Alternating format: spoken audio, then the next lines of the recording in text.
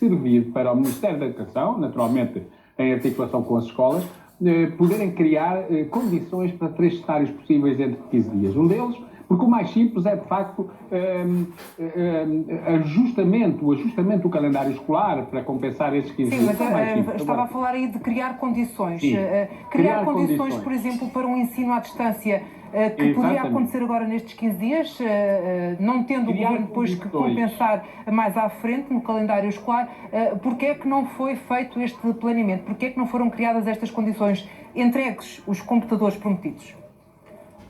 Pois, porque não foram, o Governo saberá, possivelmente porque não os adquiriu, conforme tinha sido dito, que em setembro eles estavam nas escolas para todos os professores e para todos os alunos. Ora, os que chegaram às escolas, e segundo os números até oficiais do Ministério da Educação, cerca de 300 mil, dizem, significa que, só considerando os alunos, faltam mais de 1 milhão de computadores ainda. Que percentagem de alunos é que recebeu esse computador? Neste momento, que recebeu, nem sei se já foram distribuídos.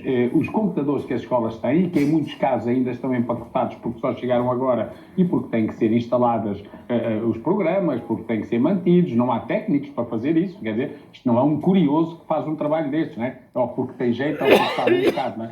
Isto tem que ser feito de uma forma profissional, as escolas não têm técnicos e, portanto, eu diria que os computadores que as escolas têm, neste momento, dará para satisfazer cerca de 10% das necessidades que existem. Mas isso não quer dizer que eles estejam distribuídos, o que não é nada, quer dizer que 90% não estão. Agora, estes 15 dias, como eu dizia, têm que ser utilizados para preparar ou o regresso ao presencial, se isso for possível, daqui a 15 dias, e nesse caso, tentando garantir o que não foi até agora, que é mais funcionários nas escolas para fazer a limpeza que as escolas têm que ter entre utilizações, tentar garantir distanciamento, tentar proteger efetivamente quem é de risco porque não está a acontecer e testar. Porque diz testar, mas nas escolas não se testa. E é porque não se testa que se diz que lá não há problema, porque os problemas não são encontrados, ora, se não há testes ninguém sabe, não é?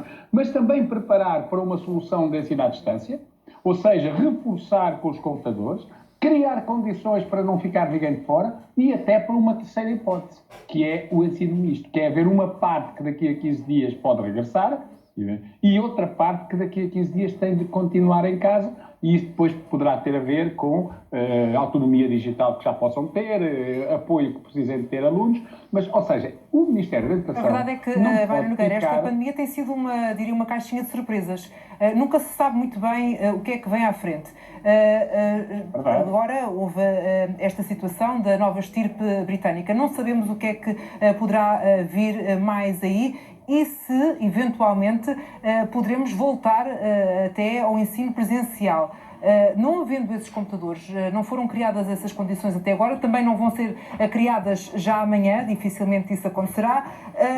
Podemos considerar que este pode ser um ano escolar perdido?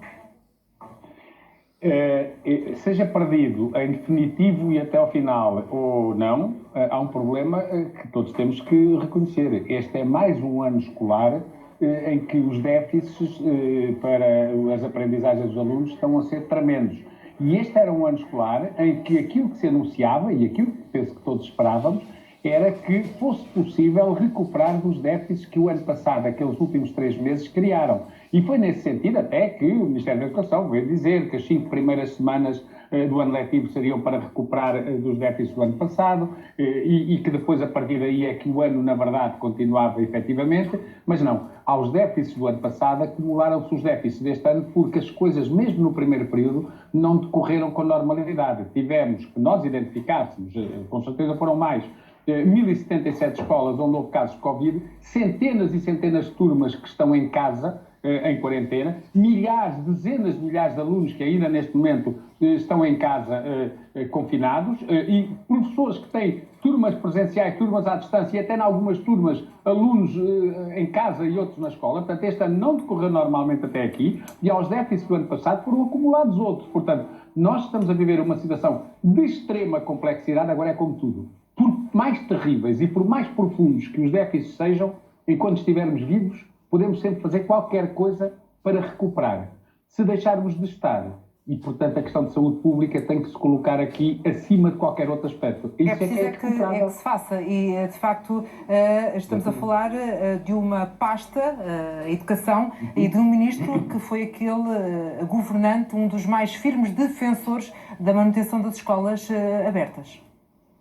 Sim, não penso que quem é titular da pasta, de uma pasta, deve defender aquilo que, à partida, é a sua missão. Agora, também nos parece a nós que o Ministro da Educação, sendo membro de um governo, e, portanto, nós não temos um governo só para a educação, temos um governo onde também existe a educação, deveria não ter sido ou não ter tido uma posição tão fundamentalista e ter percebido que nós estamos a viver um tempo em que todas as áreas, incluindo esta que é de elevada importância para o futuro do país, falamos dos nossos futuros cidadãos, hoje as crianças e os jovens, mas que ainda assim estamos a viver uma situação absolutamente excepcional e que, portanto, a educação não poderia ficar à margem daquilo que se passava no país, ainda mais sabendo nós que a educação movimenta não apenas os que estão nas escolas, sejam alunos, professores ou trabalhadores não docentes, mas os pais e as famílias. Por exemplo, uma das coisas que nos foi dito por muitos pais, até uma mãe que faltou ao trabalho, por exemplo, na passada sexta-feira, para ir buscar o filho, foi que, como não tinham sido prevenida a abertura dos ATLs, que uma coisa que encontrou foi, à porta das escolas, concentrações de avós e avós que iam buscar os seus netos. Quer dizer, andou-se a recomendar que não se juntassem os avós com os netos no Natal, e acabavam por se juntar, uma situação juntar as escolas. Portanto, isto tem havido aqui um bocado de... Há descontrole na pandemia, eventualmente, e de desorientação